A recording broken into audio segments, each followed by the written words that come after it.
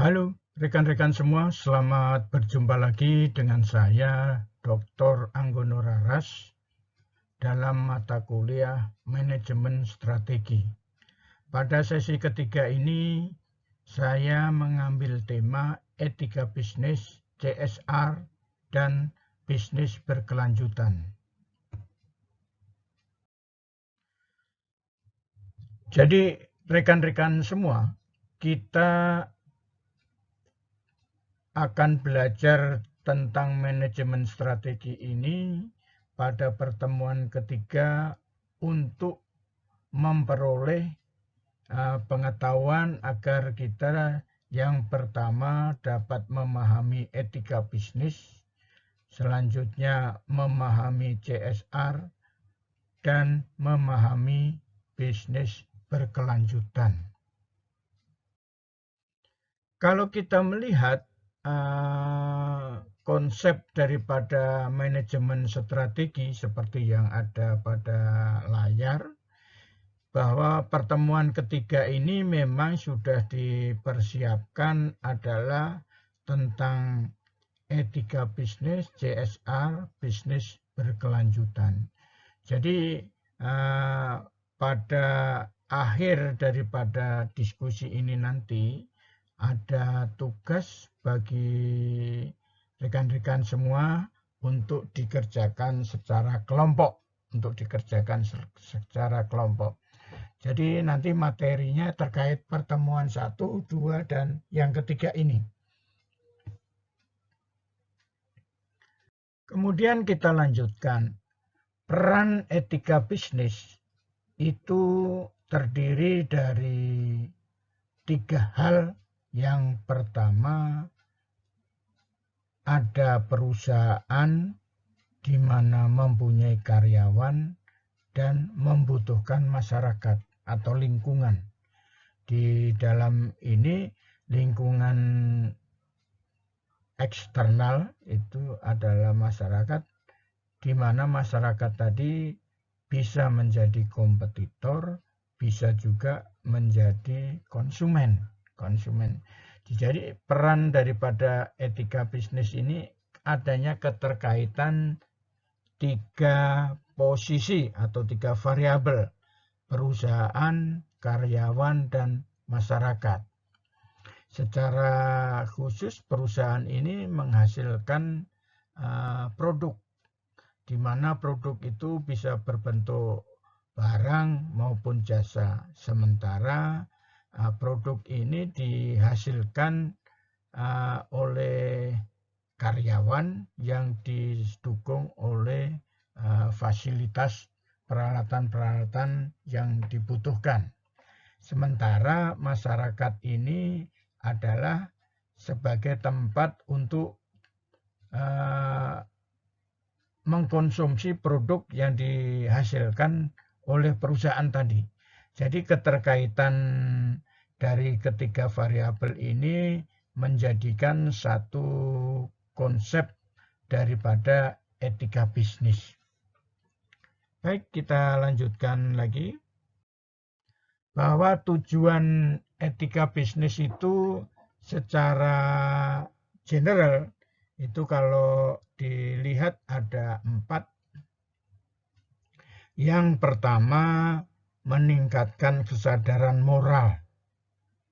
Kemudian yang kedua, membuat batasan-batasan bagi para pelaku bisnis. Yang ketiga, meningkatkan relasi yang baik. Dan yang keempat, memberikan motivasi kepada pelaku bisnis. Mari kita coba diskusikan lebih lanjut tentang tujuan daripada etika bisnis ini.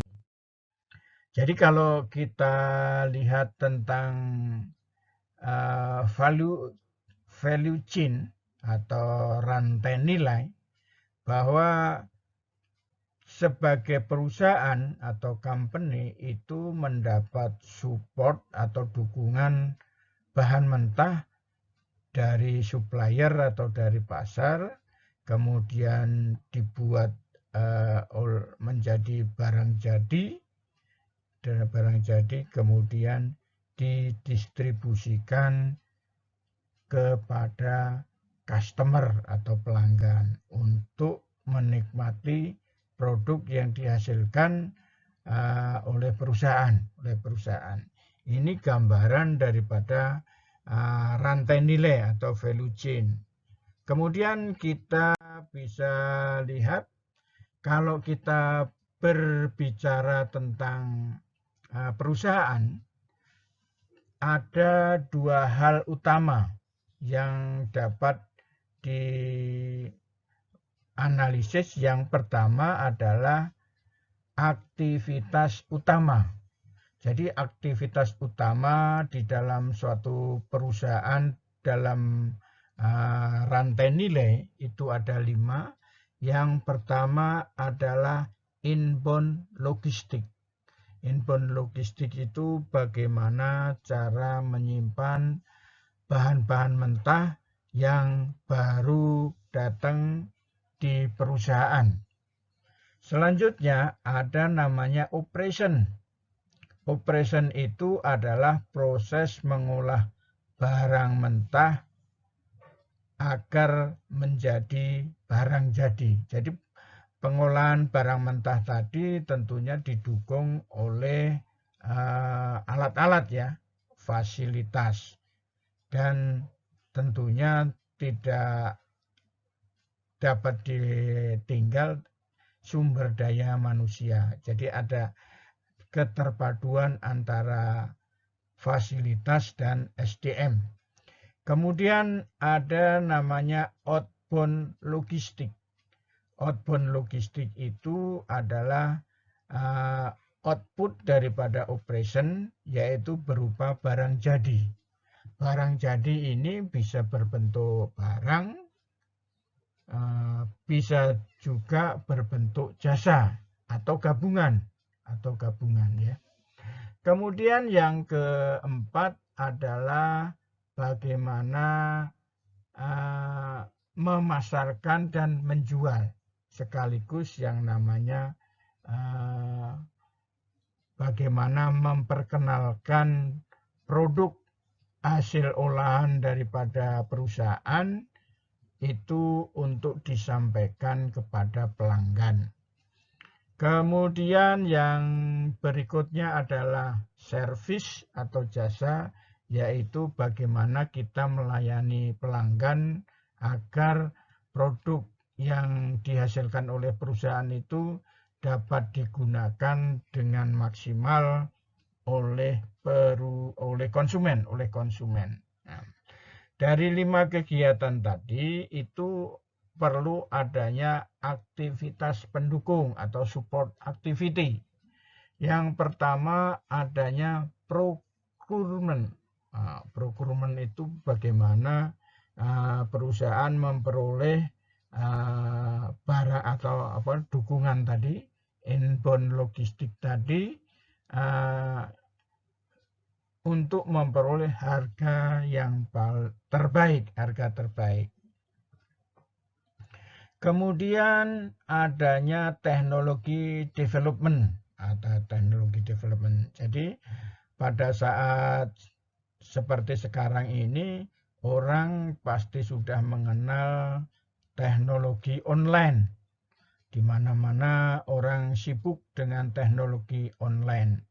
Selanjutnya adanya human resources management. Jadi untuk pelaksanaan daripada kegiatan utama tadi, maka kebutuhan SDM yang ada perlu diatur oleh human resources management. Selanjutnya adanya firm infrastruktur. Jadi lembaga-lembaga atau divisi atau unit-unit yang ada di dalam satu perusahaan.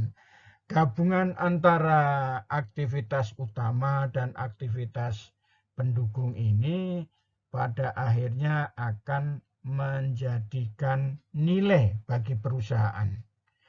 Karena nilai tadi itu akan menjadi manfaat bagi konsumen.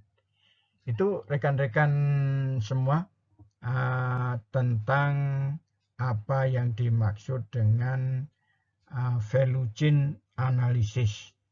Baik, kita lanjutkan lagi. Kalau kita bicara tentang masyarakat, itu tadi sudah saya singgung bahwa yang namanya masyarakat itu bisa konsumen, bisa customer, bisa juga pesaing, atau bisa juga penonton. Jadi untuk perusahaan supaya tepat sasaran, maka perlu dipilih masyarakat yang ada tadi, ya, masyarakatnya. Sehingga perlu adanya segmentasi pasar. Di mana kalau segmentasi pasar itu dapat dibagi menjadi 4, segmentasi berdasarkan demografis. Yang dimaksud segmen berdasarkan demografis itu adalah dapat dilakukan berdasarkan usia, gender, ukuran keluarga, tahap siklus hidup keluarga, pendapatan, pendidikan, pekerjaan, agama, ras, atau kebangsaan. Kemudian yang kedua tentang segmentasi berdasarkan geografis. Geografis itu contohnya daerah, ukuran populasi, kepadatan, dan iklim. Kemudian yang ketiga, behavioristis atau perilaku. Ini contohnya manfaat-manfaat yang dicari. Kemudian penggunaan volume. Kemudian loyalitas produk. Yang terakhir adalah psikografis. Metode psikografis yaitu tentang gaya hidup dan kepribadian. Jadi silakan untuk segmentasi pasar ini kita bisa memilih apa yang kita inginkan. Tapi pada umumnya orang biasanya di dalam segmentasi pasar itu menggunakan demografis. Karena di dalam kuesioner yang mereka buat rata-rata ada usia, gender, ukuran, dan sebagainya. Itu adalah variabel daripada demografis. Baik, kita lanjutkan bahwa gambaran daripada segmentasi itu adalah di mana di dalam masyarakat tadi kita pilah-pilah. Kita pilah dan kita pilih, ya kan?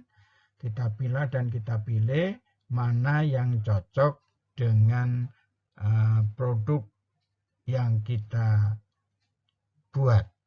Jadi sebelum kita memproduksi suatu barang, sebelumnya tentunya sudah melakukan riset pasar, ya. Apa keinginan daripada konsumen? Apa keinginan dari konsumen? Oke, kita lanjutkan lagi. Jadi kalau tadi secara jelas sudah disinggungkan, ini hanya sedikit mengulang tentang demografi segmentasi, ya. Jadi di sini ada umur, ada kepadatannya, ada religi dan sebagainya. Itu seperti yang sudah saya sebutkan tadi. Baik, saya lanjutkan lagi. Kalau kita melihat dari sisi sumber daya manusia. Jadi di dalam sumber daya manusia itu bisa perlu diberikan satu supporting, contohnya seragam, reward, dan sebagainya. Itu adalah satu hal yang diperlukan di dalam mendukung karyawan. Kemudian adanya outbound. Outbound bagi karyawan itu penting ya. Outbound dari karyawan itu penting. Karena apa?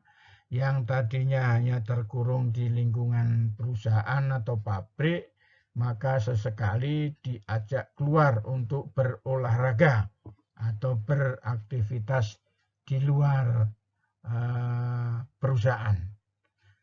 Yang minimal kalau di dalam outbound itu biasanya diberikan kaos ya. Diberikan kaos lumayan ya kan, atau kadang-kadang bisa satu setel dengan training, celana trainingnya, tergantung keuangan perusahaan. Baik, kita lanjutkan lagi. Di dalam sumber daya manusia tadi ada orang yang bekerja di perkantoran, ada orang yang di back office ya, tapi ada pula orang yang bekerja di pabrik, di mana tentunya seragam, kebutuhan, perangkat, segala macamnya akan berbeda untuk yang dibutuhkan. Jadi rekan-rekan semua, kita lanjutkan lagi.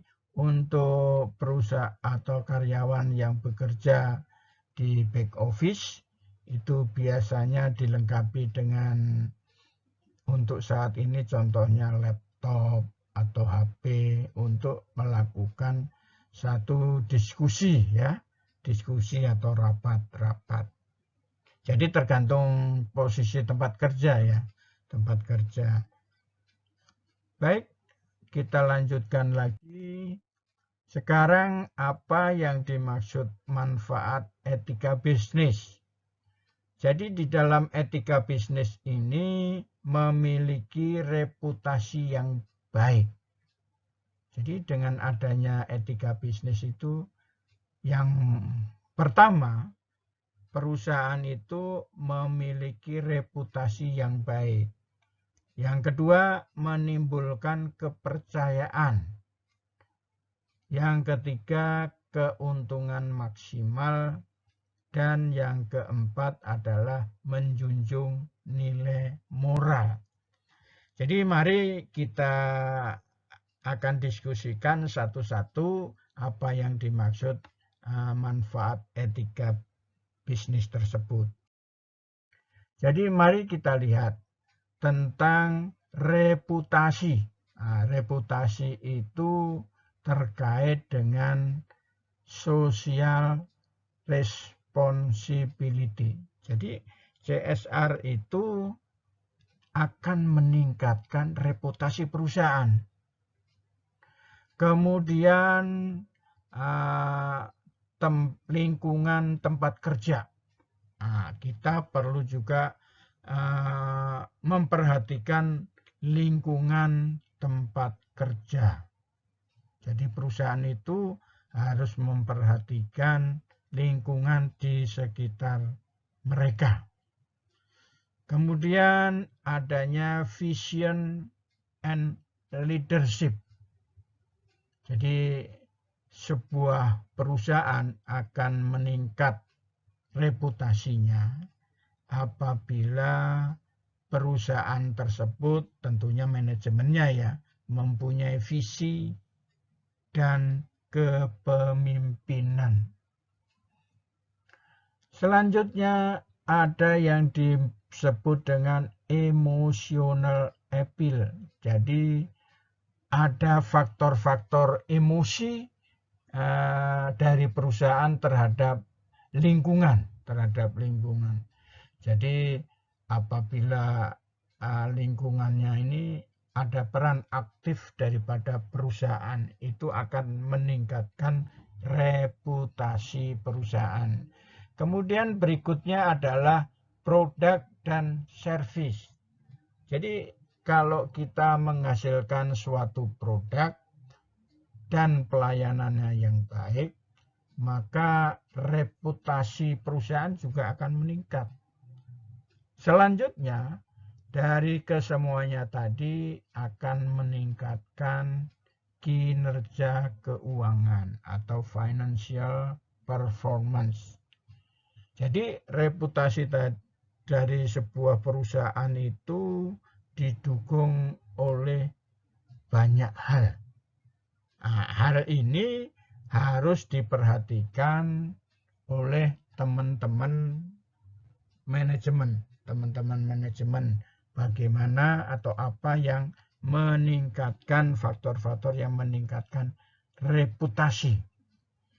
Kita lanjutkan lagi. Yang berikutnya adalah trust atau kepercayaan.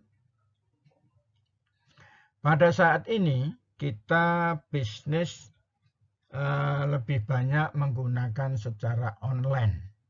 Jadi kita harus memperhatikan persepsi orang terhadap website. Jadi kalau kita ingin dipercaya, maka website perusahaan perlu diperhatikan dan harus dinamis. Kemudian juga tentang kualitas website. Kualitas website tadi salah satunya adalah kecepatan akses, ya. Kemudian tata kelola warna, tampilan itu juga menjadi salah satu kualitas website. Karena kalau kita memahami tentang e-commerce, ini peran daripada website ini sangat penting, ya, sangat penting karena di dalam satu e-commerce itu membutuhkan sebuah website. Kita lanjutkan lagi tentang bagaimana kita memperoleh maksimum margin atau pendapatan yang maksimal. Yang pertama, kita tentunya tidak akan lupa tentang value chain analysis tadi, yaitu kita perhatikan aktivitas utama dan aktivitas pendukung. Itu perlu diperhatikan, baik fasilitas peralatan yang dibutuhkan maupun SDM untuk mengawal terlaksananya proses utama maupun aktivitas pendukung tadi. Kemudian kita lanjutkan moralitas yang tinggi. Ya, moralitas yang tinggi itu harus kita, jadi yang namanya karyawan itu perlu diperhatikan masalah reward maupun karir. Nah, itu akan meningkatkan moralitas mereka. Coba kalau kita masuk lebih dalam lagi, pengen tahu tentang dimensi moral. Dimensi moral itu ada dua. Yang pertama, dimensi intrapersonal, yaitu tentang aturan atau nilai dasar dan penilaian diri individu. Kemudian sementara yang dimensi interpersonal itu adalah titik perhatiannya pada hubungan antar individu.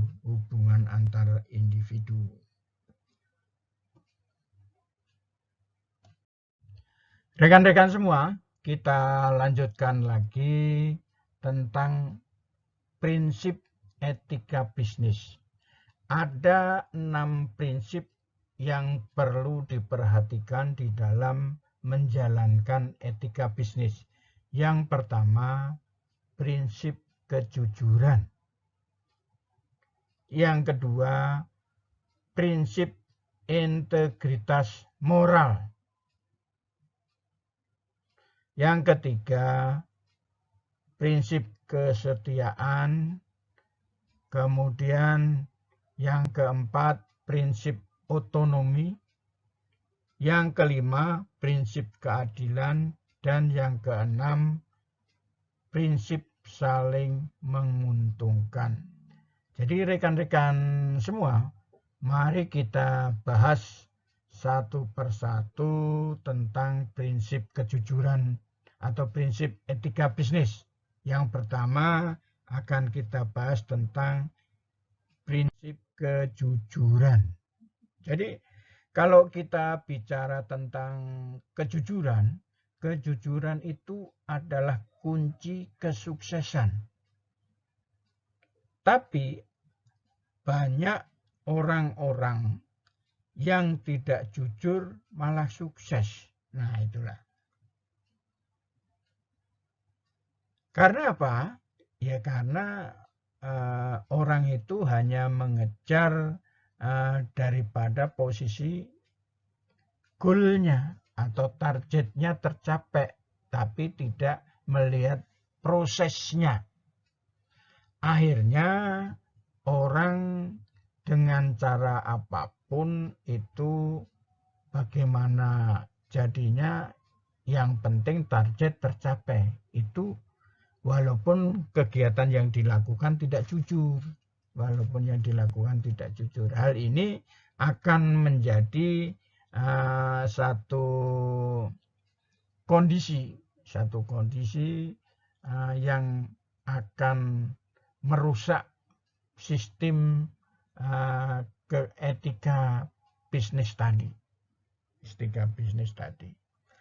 Jadi seorang pemimpin melakukan satu janji-janji pada saat kampanye, tetapi setelah dia terpilih, kampanye janji-janji tadi tidak ada yang dipenuhi, tidak ada yang dapat dipenuhi.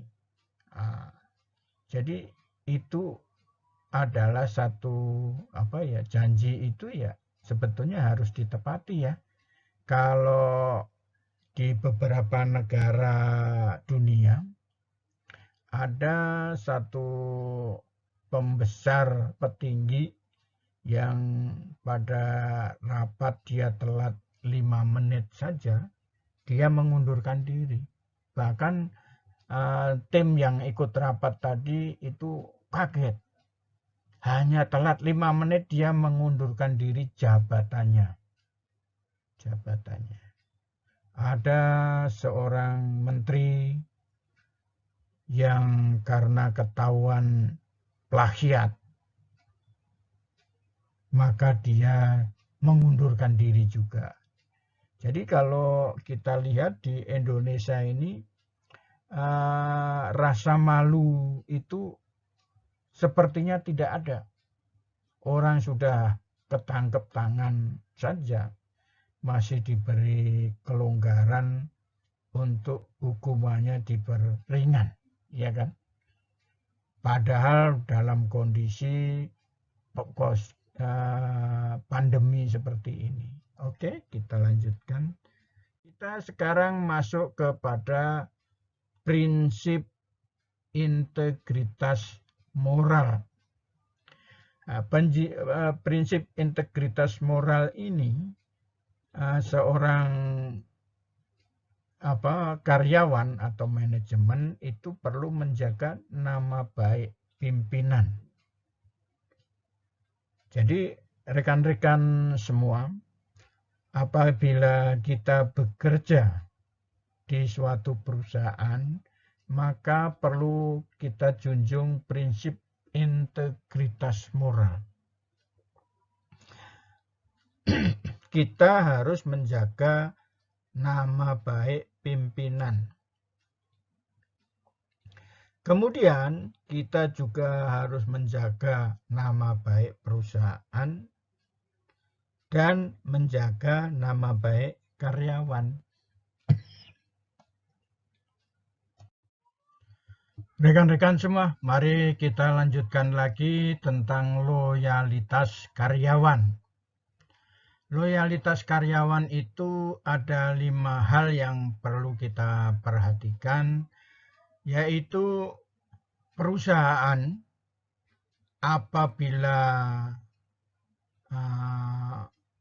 mengikuti etika bisnis yang baik, maka akan memberikan hak-hak karyawan.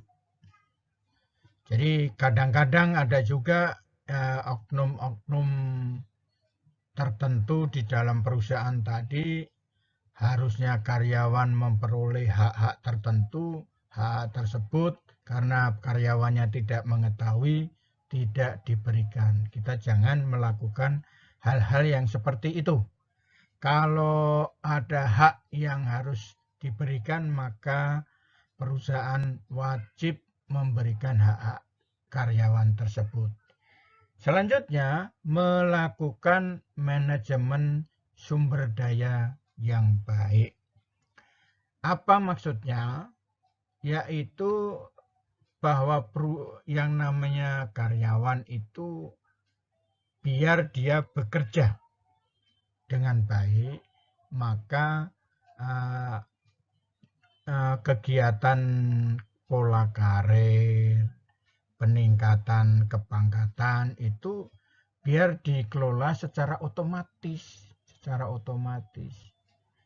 Jadi jangan karena orang itu keasikan bekerja dan tidak mau mengurus kepangkatan atau apa, langsung didiamkan saja. Kondisi seperti ini memang terjadi di Indonesia, baik dari sisi level nasional maupun di level-level di daerah-daerah. Kemudian membuat suasana kerja nyaman. Jadi sangat penting dilakukan bagi rekan-rekan semua bahwa kita pihak manajemen perlu menciptakan suasana kerja nyaman. Suasana kerja nyaman itu kalau memang perlu ada AC dipasangin, ya silakan. Sesuai kemampuan perusahaan tentunya ya.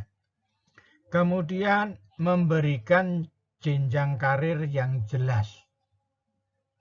Jadi kalau udah menjadi satu posisi tertentu dengan persyaratan tertentu, kalau itu dipenuhi ya dia akan naik ke jenjang karir tersebut.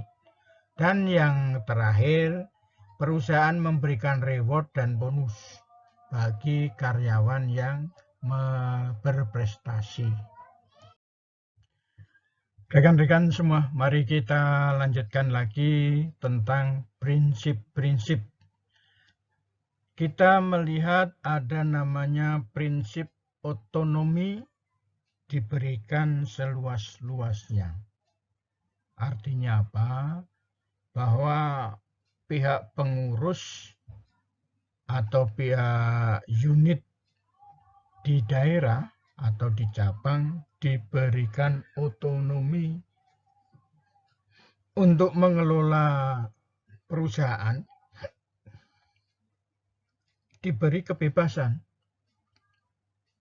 Tentunya mengikuti aturan-aturan yang sudah disepakati bersama. Kemudian juga yang namanya prinsip otonomi ini adalah sifatnya bertanggung jawab, yang nyata dan bertanggung jawab, yaitu apa yang dilakukan itu dapat dipertanggungjawabkan. Prinsip penyelenggaraan otonomi daerah harus selalu berorientasi pada peningkatan kesejahteraan masyarakat dengan selalu memperhatikan kepentingan dan aspirasi yang tumbuh dalam masyarakat. Jadi kalau kita menjadi pimpinan dalam suatu perusahaan, maka yang namanya otonomi daerah ini atau otonomi perusahaan cabang ini, kita harus mendengarkan masyarakat, keinginan masyarakat yang ada di lokasi tempat perusahaan berada. Di samping juga mendengarkan masukan daripada karyawan.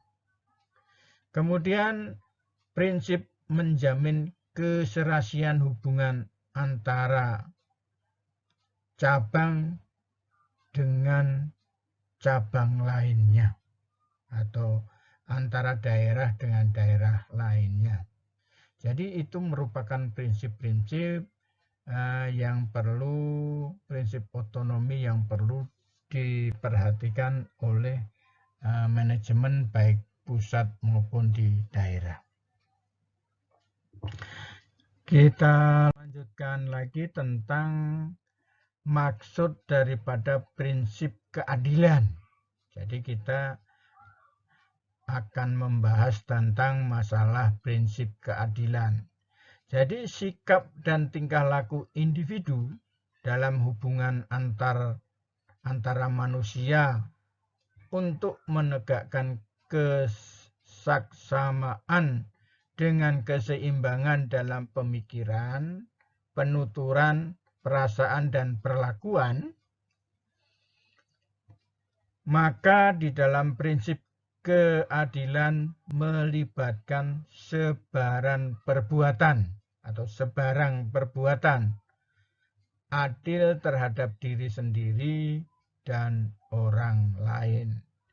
Jadi kalau kita melakukan kegiatan, maka kegiatan itu harus adil pada diri kita maupun kepada orang lain gitu. Jadi jangan sampai merugikan pihak lain.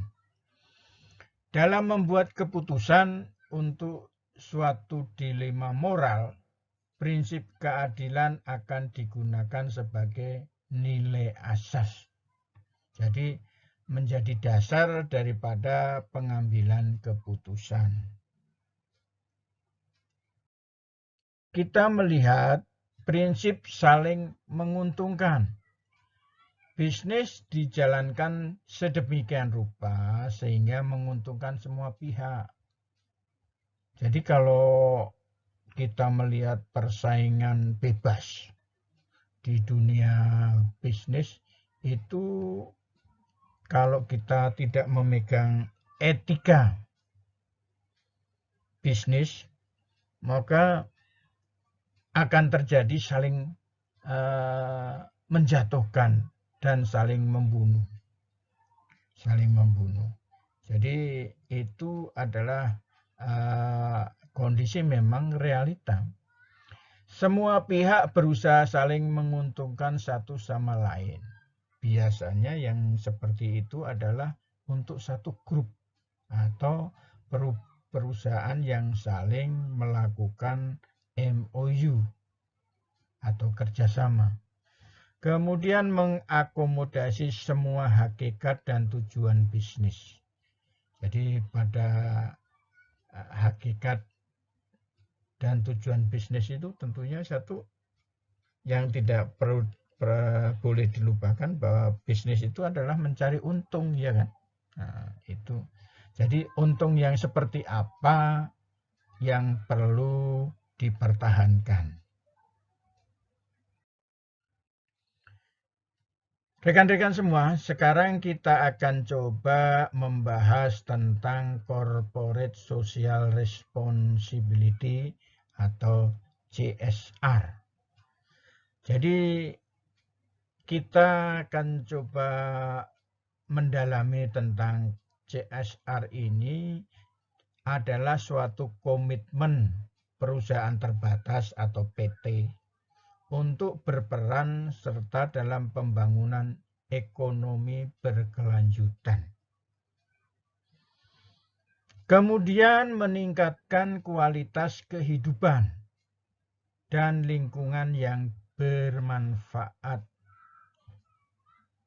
Selanjutnya, kualitas lingkungan bermanfaat bagi perusahaan terbatas tersebut, sekaligus komunitas setempat maupun masyarakat pada umumnya.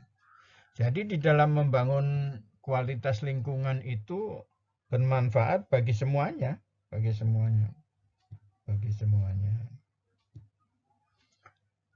Baik, kita teruskan lagi.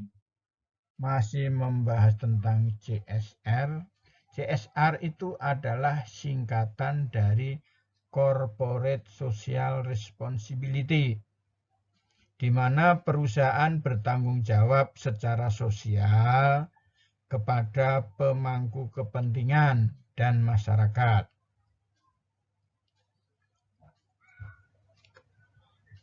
Kemudian untuk meningkatkan kesejahteraan serta berdampak positif bagi lingkungan.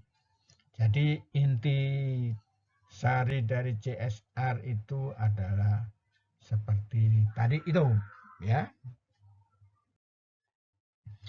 Kalau kita melihat kenapa perusahaan harus mengeluarkan CSR, itu merujuk pada Undang-Undang Nomor 40 Tahun 2007 tentang perseroan terbatas atau UU PT, di mana tertuang pada pasal 1 ayat 3.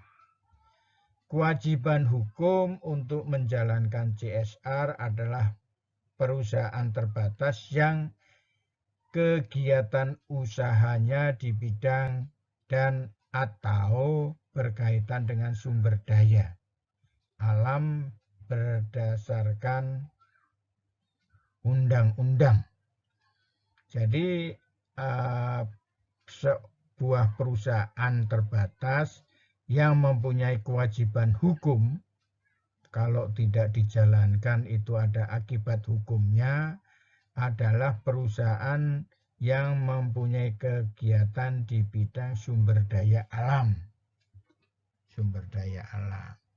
Jadi kalau perusahaan seperti yang tidak ada kaitannya, dia mempunyai kewajiban karena dia hidup di lingkungan, ya. Dia tidak hidup sendiri. Jadi dia tidak berdampak kepada hukum, ya. Kalau yang kita terkait dengan sumber daya alam, maka CSR itu kalau tidak dijalankan akan berdampak kepada ada dampak hukumnya, ya. Kemudian kalau kita tanya sebetulnya berapa sih besaran untuk dana CSR? Dana CSR itu pada umumnya antara 2% sampai 3%. Jadi 2% atau 3%. Kalau di perusahaan-perusahaan yang maju atau besar bisa 3%. Bisa 3%. Tetapi rata-rata mereka mengambil tengah-tengah di 2,5%. 2,5% dari total keuntungan perusahaan dalam setahun. Gitu rekan-rekan. Oke, kita lanjutkan lagi. Sekarang kita akan coba melihat jenis CSR. Jenis CSR itu ada 7.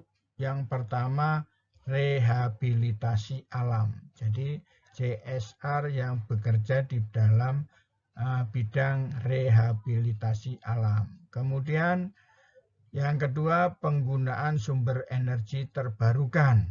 Ya. Kemudian pengolahan limbah. Kemudian filantropi. Filantropi itu ada keterkaitan dengan sesama manusia. Kemudian budaya kerja ramah SDM, pemberdayaan ekonomi karyawan, dan volunteering. Volunteering itu sukarelawan. Mari kita lihat contoh daripada CSR tentang pembibitan pohon. Jadi perusahaan-perusahaan seperti penebangan hutan segala macam, dia mempunyai tanggung jawab adalah membuat hutan itu, pohon itu tumbuh lagi, yaitu dengan cara pembibitan pohon. Itu diserahkan untuk kegiatan CSR yang nanti pohonnya itu akan ditanam lagi di area yang sudah pohonnya ditebang. Kemudian kita masuk penggunaan sumber energi terbarukan. Jadi rekan-rekan semua di sini ada gambar yang terlihat ada sumber energi terbarukan dari angin, dari air, kemudian surya ya, tata surya untuk dijadikan energi, Itu dan ini sudah dilaksanakan di beberapa negara termasuk di Indonesia. Tapi yang paling banyak Indonesia itu tenaga air dengan adanya bendungan dan panel surya ya, panel surya. Kemudian ada namanya penanganan limbah cair. Perusahaan-perusahaan yang bergerak di bidang kimia yang terkait dengan bahan-bahan kimia, maka limbahnya harus diolah dulu. Jadi kalau kita melihat seperti ini, di sini terlihat bahwa ada proses yang cukup rumit dengan biaya yang tidak murah. Ini harus dilakukan oleh sebuah perusahaan ya, Makanya banyak sekarang ini kita lihat sungai-sungai yang ada di Indonesia, terutama kalau kita lihat di Tangerang, di Jakarta, di Bandung, itu sungai-sungainya warnanya udah hitam, penuh lumpur-lumpur hitam. Nah, ini karena mereka secara bertahun-tahun membuang limbahnya ke sungai. Nah, ini sebetulnya peranan daripada KLH ini sangat besar ya, dengan tanggung jawab terhadap kerusakan lingkungan tadi. Mereka biasanya perusahaan-perusahaan tadi cincai, main belakang, memberikan amplop atau apa, sehingga proses daripada penanganan limbah cair itu yang seharusnya dilakukan tetapi tidak dilakukan. Gantinya adalah adanya main belakang tadi. Oke, kita lanjutkan. Kita lihat ada namanya kegiatan filantropi.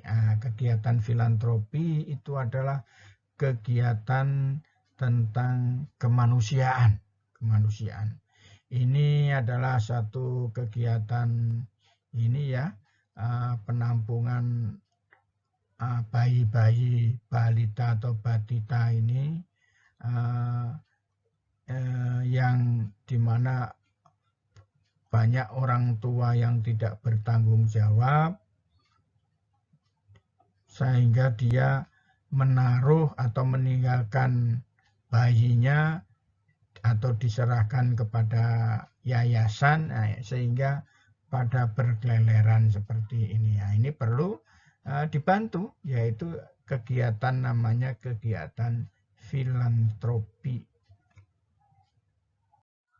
Kemudian adanya ide kreatif atau bekerja secara out of the box. Jadi sekarang ini dituntut orang-orang untuk bekerja secara kreatif. Apalagi adanya masa pandemi dari COVID ini, orang disuruh bekerja di rumah hanya memainkan HP dan kameranya. Itulah Kita menuntut membuat satu konten video yang bisa menghasilkan uang, bisa menarik gitu ya. Kemudian yang berikutnya adalah pemberdayaan ekonomi karyawan. Jadi perusahaan bisa membantu karyawan dengan dana CSR untuk membuat satu koperasi karyawan, sehingga ini akan berdampak pada ekonomi mereka. Karyawan pada saat tanggal-tanggal tua atau tanggal-tanggal muda itu bisa ngebon dulu kepada koperasi untuk ditukar dengan kebutuhan pangan mereka, beras, minyak goreng, dan sebagainya. Ini perlunya adanya koperasi karyawan. Dan biasanya rata-rata koperasi karyawan ini maju. Karena mereka menyediakan kebutuhan pokok mereka. Kebutuhan pokok, bahkan di koperasi karyawan di satu perusahaan itu ada yang bisa menyediakan motor, bahkan bisa rumah segala macam untuk dikreditkan. Jadi mereka kerjasama dengan properti atau agen kendaraan bermotor. Jadi berkembang dengan ini. Tentunya dengan bunga yang tidak terlalu besar, ya. Itu perlunya di situ. Kemudian kita masuk ke relawan bencana. Jadi ini juga merupakan satu relawan bencana ini adalah mengirimkan tenaga-tenaga relawan ke lokasi yang terjadi bencana. Kemudian mengirimkan tenaga guru di tempat-tempat terpencil. Nah, ini menjadi salah satu kegiatan daripada kegiatan etika bisnis yang perlu dipertahankan. Dan seperti guru-guru yang mau dikirim mengajar di tempat terpencil ini harus diberi penghargaan yang tinggi. Harus diberi penghargaannya, walaupun dia tidak meminta ya. Tapi pengorbanannya itu begitu besar karena ingin memajukan anak-anak bangsa ini untuk lebih pandai dan lebih maju gitu. Oke. Mari kita diskusi tentang bisnis berkelanjutan. Apa maksud daripada bisnis berkelanjutan? Kita lihat semuanya titik tolaknya adalah masalah ekonomi. Kita perusahaan bertindak sebagai produsen, ini akan mengolah input menjadi output. Jadi barang mentah menjadi barang jadi. Barang jadi itu bisa berbentuk barang, bisa bentuk jasa, ya kan? Kemudian dinikmati oleh konsumen. Kalau kita inputnya dari mana? Inputnya itu dari energi, udara, bahan baku, kenyamanan, air, dan lain sebagainya. Itu disebut dengan ekstraksi. Jadi yang berasal dari lingkungan diterima oleh perusahaan untuk diolah menjadi produk. Kemudian output daripada perusahaan adalah produk, ya kan? Produk tadi ada limbahnya, disebut polusi. Polusi itu bisa sisa panas, polusi udara, polusi air, limbah padat, dan lain sebagainya. Jadi itu semuanya masuk di dalam lingkungan eksternal Jadi lingkungan eksternal ya.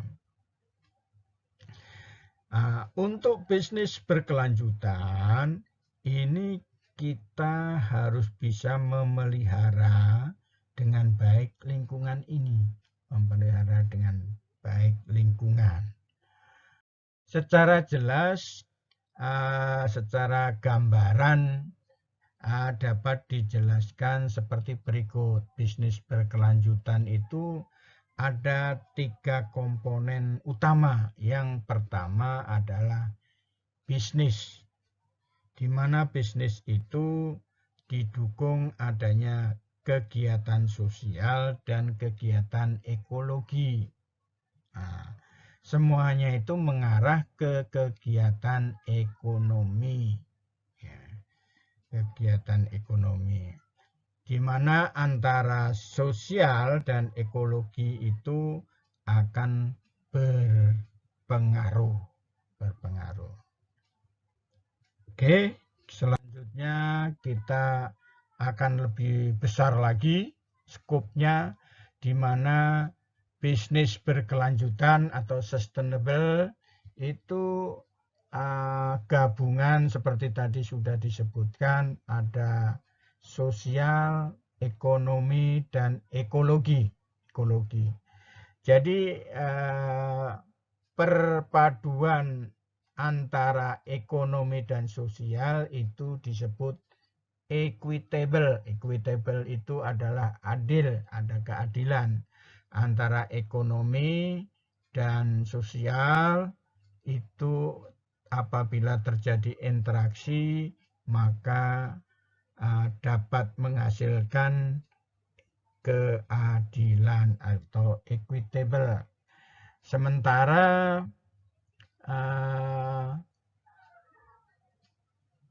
pertemuan antara sosial dengan ekologi itu akan menghasilkan bearable atau lumayan. Jadi artinya dengan adanya sosial dan ekologi tadi akan menghasilkan satu kondisi yang bisa dinikmati oleh manusia, oleh sumber daya manusia. Kemudian antara ekonomi dan ekologi akan menghasilkan satu kondisi yang menimbulkan satu kegiatan gitu ya. Kegiatan. Jadi kalau kita antara ekonomi ketemu dengan ekologi itu timbulnya adalah kegiatan. Jadi antara 3 ekonomi, sosial, dan ekologi itu masuk di dalam satu lingkungan dan kehidupan serta berada di bumi, ya, di bumi. Itu rekan-rekan semua tentang posisi sustainable atau berkelanjutan itu ditentukan oleh 3 hal, di mana ada ekonomi, sosial yang saling bergesekan, saling bertemu, menghasilkan equitable, bearable, dan viable, yang semuanya itu masuk di dalam lingkungan, kemudian baik itu lingkungan kehidupan maupun lingkungan bumi. Kita lanjutkan lagi ya. Faktor-faktor kinerja berkelanjutan. Jadi ini ada 9 faktor yang dapat menentukan kinerja berkelanjutan. Yang pertama adalah etika. Kemudian yang kedua adalah tata kelola. Kemudian transparansi. Keempat, hubungan bisnis. Yang kelima, pengembalian finansial. Sementara yang keenam adalah keterlibatan komunitas. Yang ketujuh, nilai barang dan jasa. Yang kedelapan, praktek pengangkatan pekerja. Yang kesembilan, perlindungan terhadap lingkungan. Jadi rekan-rekan semua, itu adalah faktor-faktor yang menyebabkan kinerja bisnis berkelanjutan. Ini merupakan gambaran-gambaran limbah atau dampak lingkungan yang rusak. Kalau kita melihat di gambar yang di sini, ini adalah hutan sampah ya. Hutan sampah yang tersebar meracuni sungai. Meracunin sungai. Kemudian ini longsor, ada tanah longsor ya. Tanah longsor ya, semuanya itu akibat ulah manusia ya. Ulah manusia. Adanya penggundulan hutan, adanya segala macamnya. Kemudian ini limbah bekas batu bara. Limbah bekas batu bara yang dimana ternyata tidak dilakukan perawatan lingkungan ya, perawatan lingkungan.